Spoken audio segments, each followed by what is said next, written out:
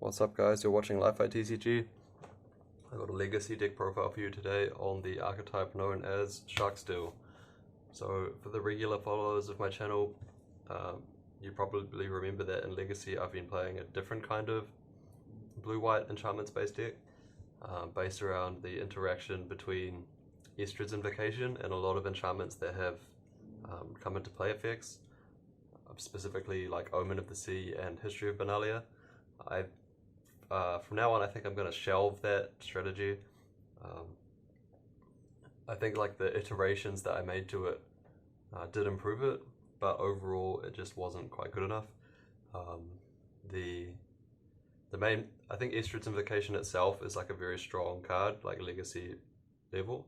The problem is that all of the like supporting suite of cards is slightly overcosted. Like paying 2 mana for Omen of the Sea in Legacy is not great. The fact that you can't curve History of Benalia into Estrid's Invocation, like playing History on turn 2 and then Invocation on turn 3, that's not great either. So Estrid's Invocation is a card I'm going to have like in the back of my mind in case they ever print some like better things for it in the future, like as like a blue-green deck maybe, if you have like Abundant Growth as a cheaper enabler for it, and then if they print like a green version of Sarcomancy at like 1 or 2 mana, this is the kind of thing that I'd be looking for before I thought about playing Estrid's Invocation deck again. But this video is not about that.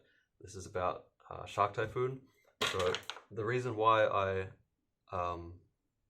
mentioned that Sagas deck, another reason why I bring that up, is because the initial build of that list played Replenish as like a 2-of, as a way to bring back all of the like History of Benalia that you had previously used. But I just found that like the deck wasn't that good at abusing Replenish. Like it didn't put very expensive things into the graveyard to return with it, and it didn't put like enough of them into the graveyard together. So that's why I switched it in the later build of the deck to playing Sabine's Reclamation instead. But once you have Shark Typhoon in the list, I think the Replenish becomes much stronger. In addition to some of the like enchantment based removal spells. So I'll get into the list more properly now. So the main justification for playing this list is the assumption that like this combo, even though it's not really a combo, but these two cards together are really strong. The Standstill plus the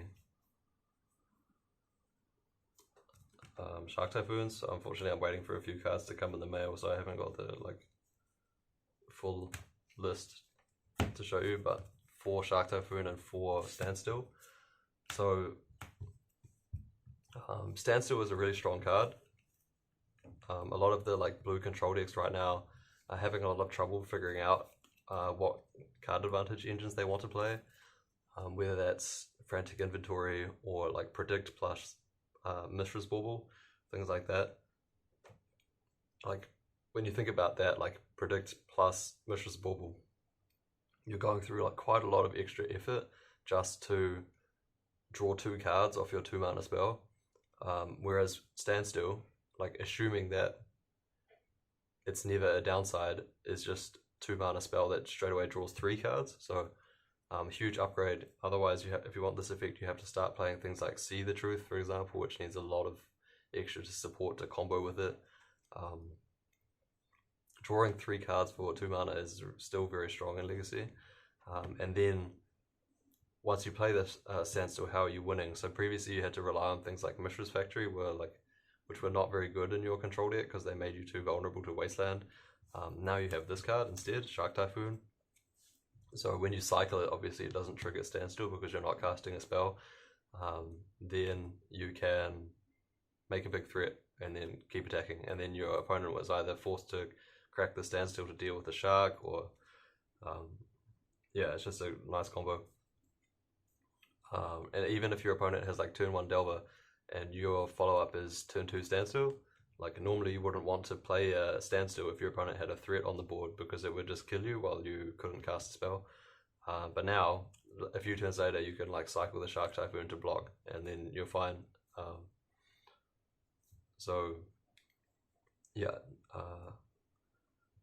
Shark Typhoon Standstill, a very nice combo.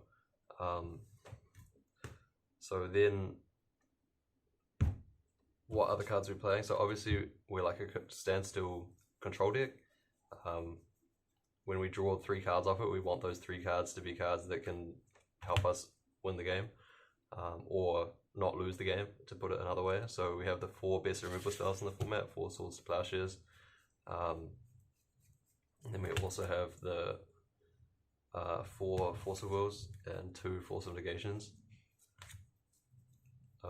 Because you want to have effective ways to trade resources with the opponent, because the idea is that when we draw 3 cards off the Standstill, we're going to be ahead on cards, so we just want to be able to have ways to trade those off.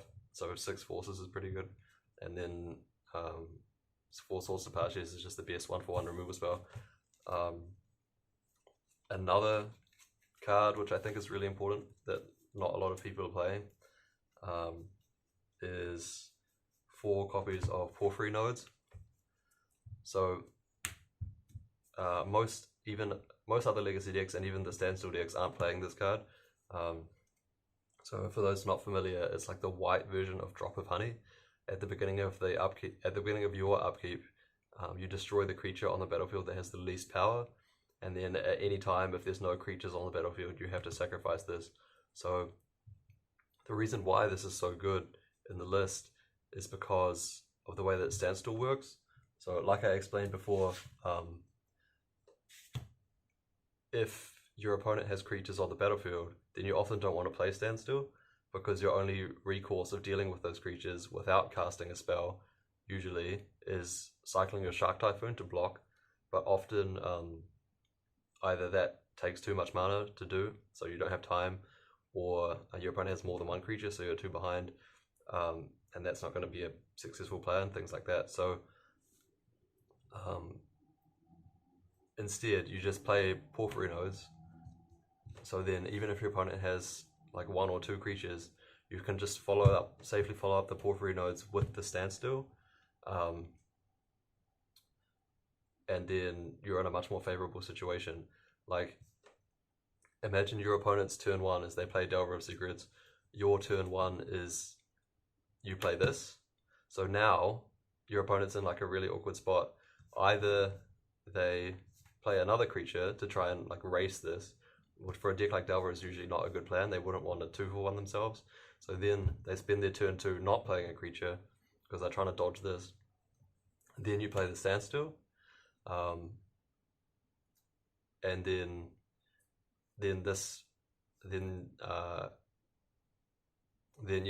would have killed their Delver or whatever, and then you play the Standstill on an empty board, so you're fine. It's basically just like copies 5 through 8 of Swords to Plowshares. And then against a deck like Elves, when you play this, they might actually try and race it. Like on their turn 1 they played like a Korean Ranger or something, and on your turn 1 you played this. Then your opponent thinks like, okay, well, I'm quickly going to win in 1 or 2 turns anyway. Like I'm not going to slow down my game plan just for this Porphyry Nodes. I'm going to play out a bunch of creatures. But then when you play the Standstill on your turn 2, now they're in like a awkward spot, because if they because they've already committed to like playing a bunch of creatures to try and race this. So your opponent's next play has to immediately be to break the Standstill. Then it finds you all of your counterspells to deal with their natural order and stuff. That's the idea there. So the sequence of having this to curve into the Standstill, like keep the board clear so your Standstill can be good, is like a very, very underrated aspect of the Porphyry Nodes, I think. I'm quite surprised to not see other players using it so much. Because if you imagine the card like Predict, because that's the other thing I need to sort of explain. Like usually the control / miracles decks don't play so many slots exclusively on removal. You always see 4 Swords to Plowshares, but now you're seeing lists that play like 3 or even sometimes only 2 copies of Terminus. But having the early removal for this list is particularly important because of the way that Standstill works. If you imagine those cards like Predict or Accumulated Knowledge or whatever, if they had the text like, if your opponent has a threat in play, you can't cast this, which is effectively what Standstill does sometimes, then having those cards in your deck would be like a huge liability if the only early removal you had was Swords to Plowshares. Like Terminus you can't even reliably use in the first 1 or 2 turns of the game. So even though this might look like a ton of removal, I think it's a pretty justifiable configuration to play the 4 nodes in addition to the 4 Swords to Plowshares. But that affects a few other card choices in the list, which I'll get into in a sec. So yeah, so that's the removal. Then I also have just like the staple blue cantrips, 4 Ponder, 4 Brainstorm. Pretty stock for any kind of blue control deck. Help you find the cards you need at the time that you need them. Doesn't need too much explanation, I think, if you're like familiar with Legacy. Then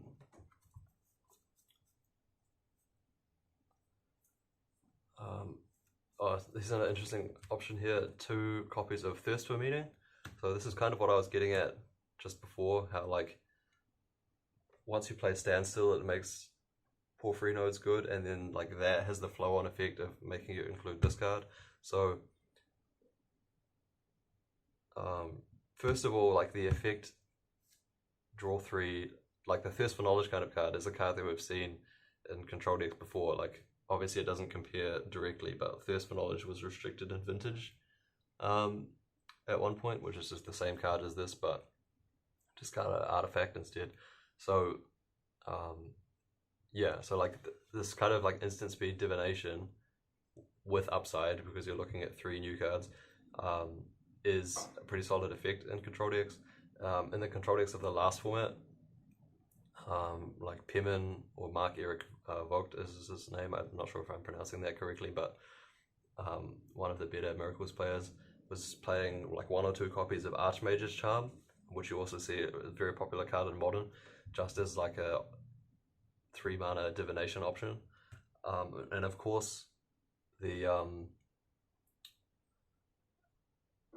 Archmage's Charm has a bit of extra utility because of the cancel mode and the steal permanent mode, but being able to look at 3 new cards and ditch an enchantment is a very, very strong effect, because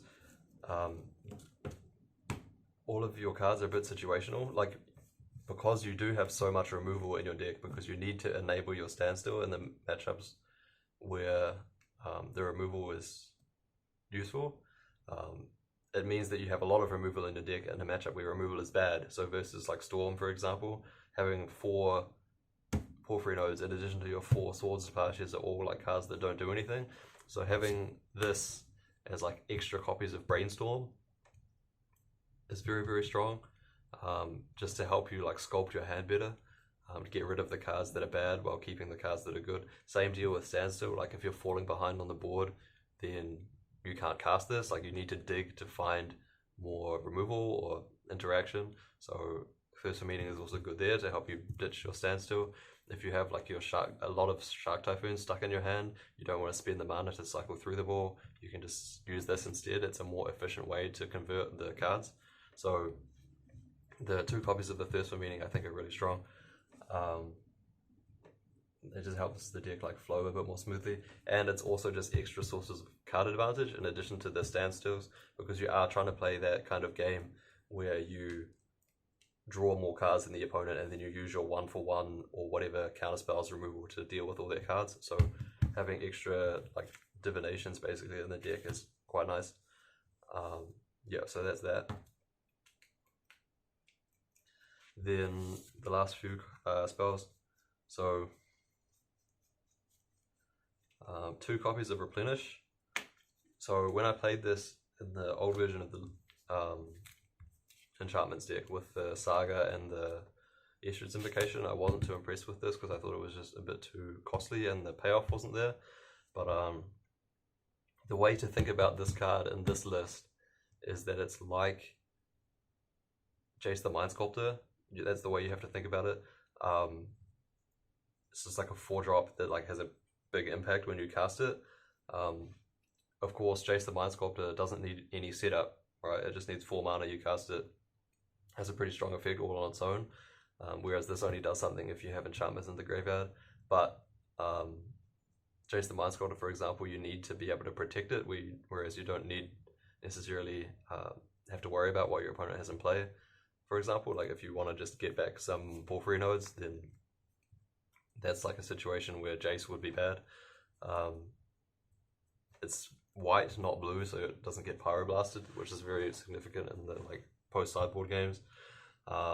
And being able to bring back Shark Typhoons with this is huge. Like this is a massive, massive bomb card. Like having a Shark Typhoon on the battlefield is a big deal. Like you have 3 mana instance, 5 mana instance. Like it just takes over the battlefield super quick. Normally you can win like the 1-for-1 game just by cycling the shark and removing your opponent's creatures and just slowly grinding your opponent out of resources with your card draw and your removal. But having this as like a huge haymaker in the like mid-range and control matchups is a very, very big upside, I think. And also you have the Thirst for Meaning to help you get more enchantments in your graveyard. You have the Porphyry Nodes and the Standstill, which puts itself in the graveyard. Yeah, it's just a super, super highly impactful 4-drop card, and it doesn't need very much setup at all. You're not playing any cards that are like quote-unquote bad by themselves. Well, let me get to that in a sec, but like when Shark Typhoon first came out, people tried versions of like a blue-white deck that had 4 copies of Standstill, 4 Shark Typhoon, 4 Cast Out, 4 of that card from Armament Kit that's like a 7 mana aura, gain control of enchanted permanent. Like, you can't afford to spend 2 mana to cycle through cards like that. You just spend way, way, way too much mana not to do anything. Like, you have to be playing the Porphyry Nodes and things like that to give you the early interaction to stabilize. And then this just becomes like a, not necessarily like a 4 mana auto win, but it's just like a very, very powerful thing to do with 4 mana. Just like Jace the Mind Sculptor, like I keep making that comparison. I don't think you want to play a card like, I can't remember the name of it, but the Armament Kit thing that's like the 7 mana control magic. I just don't think that's a good idea at all.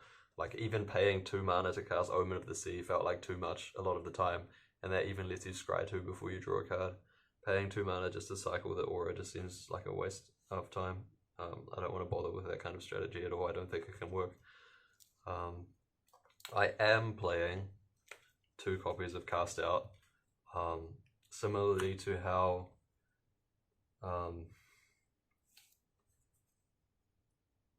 these kind of control decks usually play some effect like this, whether that's Council's Judgment or Unexpectedly Absent or something like that.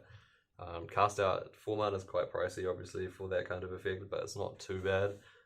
You usually can delay the game quite well because of how your Standstill functions, and having more enchantment options. Obviously, the cycling is good with Replenish, and having more enchantments in the deck makes this for meaning better as well. So I think this Cast Out is fine.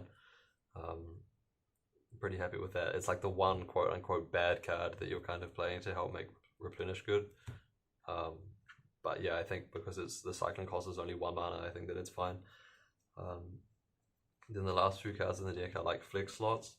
So I'm playing just a few more interactive spells for the like card advantage interactive plan. So I just have 1 Counterspell and 1 Spell Snare. Just efficient ways to trade resources and give you like breathing room to capitalize on your Standstill. And then 1 copy of Teferi. This deck doesn't have such good targets to bounce with it, but it can be pretty good if you resolve it like under a Standstill, and it means your opponent can't cast counterspells on you, so you can force your Replenish to resolve, which is a big game versus like control decks, for instance. So 1 Teferi I think is fine, but I don't know if I would necessarily play a second, but yeah, you could definitely consider it. And then the last card, well, obviously I know what this card is, but I don't think it should be this card. I think it should be something else, and I'll talk about that when I get to the mana base. So that's all the spells in the deck. So that should be 39 spells. Yeah, 21 lands.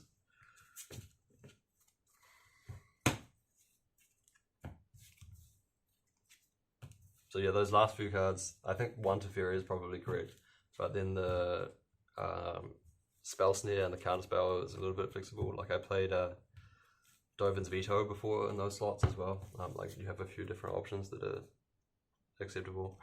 For the mana base, islands, 5 islands, maybe more. Nope, just 5 islands. Oh no, sorry, I lied. 7 islands. That makes more sense. 2 plains. In this list, they don't have to be snow. That's just a random assortment of lands that I had nearby. 4 Prismatic Vista, 4 Flooded Strand, 1 Tundra, 1 Blue Fetch Land, and 1 Mystic Sanctuary. So Mystic Sanctuary, which I wasn't playing in the Sagas version of the deck because you didn't really have any good sorceries to return. And your Savine's Reclamation had flashback already anyway. You were also playing more planes in that deck because you wanted to play History of Benalia. So whereas in this list, you don't have so many white mana symbols on your spells, so you play way more islands than planes, and you do have big sorceries in the list, right? Replenish obviously is a huge bomb, and even just getting back like Thirst for Meaning in the mid game can be pretty strong as well.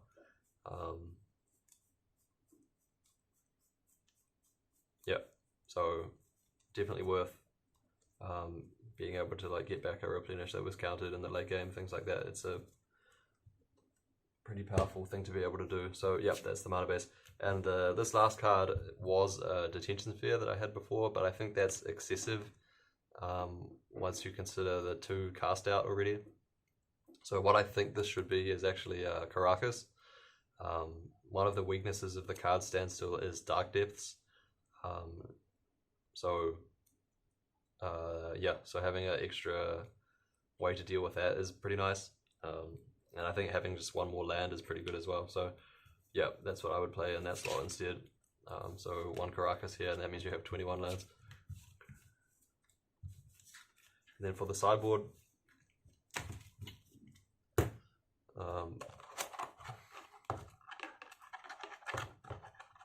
first of all, 1 Kaheera. Just like the Saga deck, there's no creatures here, so this is basically free. You can treat it like a threat that comes down not that early, but if you can play this, then play a Standstill over it, then that's something your opponent's forced to deal with. Otherwise, it's just like a free creature that can give you a win condition versus combo or something. Or just an extra card to put in your hand to brainstorm away, things like that. It's pretty free to play. Definitely better than the like 14th sideboard card. So yeah, 1 Kaheera, and you can protect it with Karakas as well, which is quite nice. Then 2 Enlightened Tutor, which is a card that I like to play. Not only is it pretty reasonable just by itself, because there are powerful cards in Legacy that artifacts or enchantments that you can put in your sideboard. You know, like even just in any generic blue-white deck, I think playing Enlightened Tutor to get your back to basics or whatever is totally reasonable. But because the deck has like Replenish and stuff in it, that has the synergy with enchantments, having a bunch of different enchantment targets in your sideboard has even more upside. So I like playing 2 copies of this.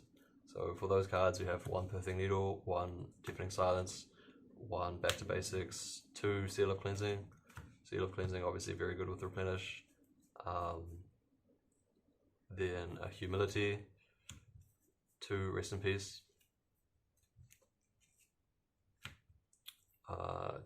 1 Court of Grace, 1 Court of Cunning, has all of the enchantment options, then 1 Dovin's Veto, 1 Surgical Extraction. So the Needle, I think it's Needle, Deafening Silence, Back to Basics, Seal of Cleansing, all have pretty obvious applications, same with the Rest in Peace. And then the Veto and the Surgical pretty self-explanatory as well. Slightly more interesting are the Humility and the Court of Grace, or the both courts, I suppose. An earlier version of this deck that I tested before Court of Grace was printed, I had Humility in it and I didn't really like it that much. You might think that because Shark Typhoon makes a bunch of tokens, that it's quite good with Humility. Like, if all the creatures are 1/1s, and every time you play a spell you get a 1/1, then like you should be able to outpace whatever your opponent's doing, creature-wise. But having Shark Typhoon on the battlefield is actually not something that you want to rely on in that way. Obviously it's doable because you have the Replenish and such, but a lot of the time what you actually wanted to do is just cycle your Shark Typhoon to make one big shark, and then that's bad with Humility, right? Because you spent all this mana to make like a 5/5 flying shark or whatever, and then it just turned into a 1/1.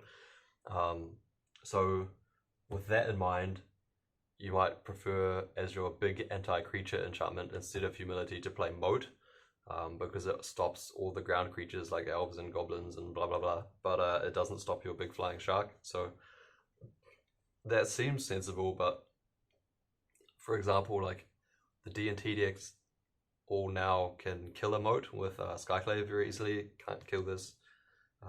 Goblins can win through a Moat because they have Sling Gang. Elves can just draw until they find something that can kill a Moat, whether they're playing Reclamation Sage or anything like that. Yeah, Moat's just like a very unreliable card right now. So what I'm hoping is that even though Shark Typhoon is not ideal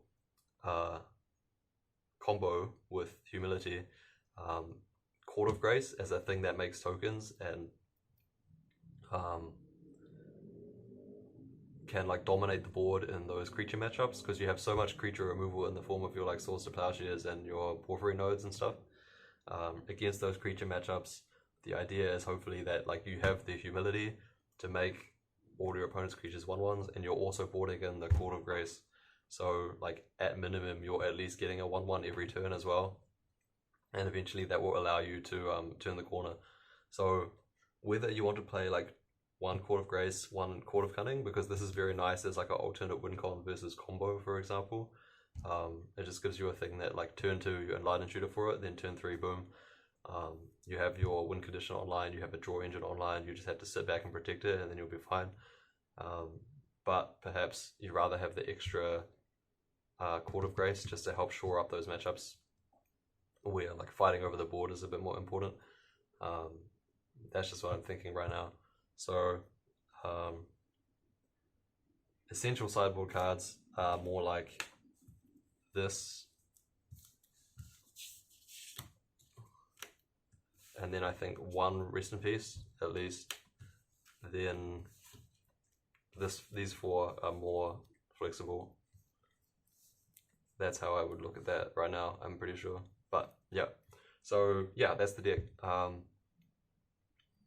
Replenish is pretty powerful when used in this way. Standstill itself is a pretty powerful card as well. Yeah, so the problem with the Sagas deck, I think, was that all of the cards were like individually too weak. So you really had to rely on the synergies to be paid off for playing them. Whereas with this list, I think it's more like those cards like Standstill and Shark Typhoon are much more powerful cards on their own. So like you can still play a pretty decent game plan even if you don't necessarily have your like quote unquote combos going. And then when you do have the synergy going, like the replenishing back a Shark Typhoon or a play like that is obviously much stronger than using Savine's Reclamation on a History of Benalia. So I had a pretty decent run an Eternal Weekend on Magic Online last year using a build of this deck that was like what I would consider like suboptimal compared to this one. So I'm excited to be able to try playing this in paper again soon. Thanks for watching. This has been Life by TCG, Replenish, Sharkstill. Signing out.